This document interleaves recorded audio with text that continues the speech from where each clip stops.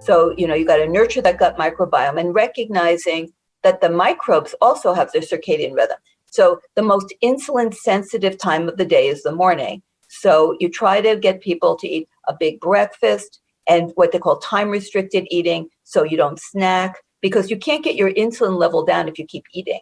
And this is where fat comes into play, So I am definitely in favor of eating significant amounts of fat, but they should be the type of fat that are predominantly the fatty acids that come from plant-based sources, and a little bit of saturated fat, but not too much. They've shown high levels of saturated fat do cause leaky gut. So you don't need a lot, but a little bit. In fact, there's studies that show that if you go on a completely saturated fat-free diet, you'll have much more depression.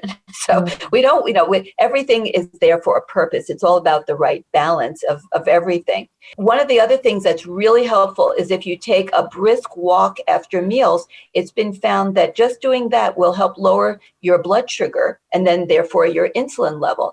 And the other thing is, and this is how I would really want to make sure that this gets in, is to have fun.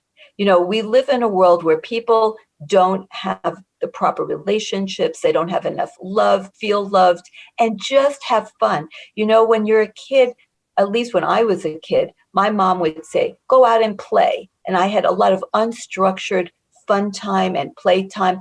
We live these structured, very restrictive lives. You can tremendously improve your mental health, your gut health, your overall metabolic health if you have less stress and you have more fun in your life.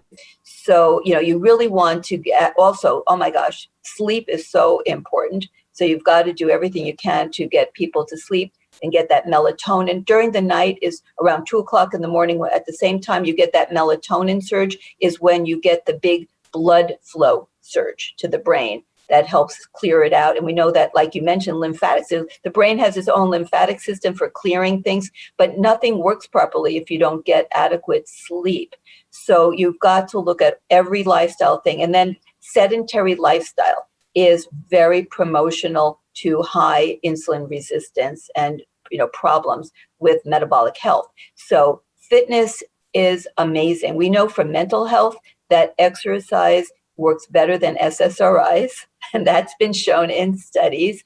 And we know that it does increase what we call like endorphins, which is like our natural opioid system, which is so key to immune function and mental health. So, and sunlight is medicine.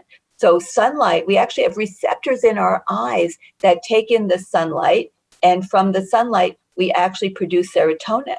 It triggers it, not directly, but it triggers the neurons that connect to the serotonin neurons that cause them to produce more serotonin. So sunlight makes us happy. That's why they do light therapy. I use a lot of light boxes, and I'm in California where the sun is out a lot, but nevertheless, a lot of people live indoors. They never get out. They're all like shut-ins nowadays too. So light boxes can be very, very beneficial. But sunlight is medicine for mental health and physical health. So, there's so much that we need to incorporate to help people who are already unhealthy, and that is a very significant population. And for people that are healthy and they want to maintain it, they just have to stay true to the cause, and maintain all of these healthy lifestyle habits, because you can't like be like lax. You just have to be always vigilant about staying on track to stay the course with all these healthy lifestyle choices.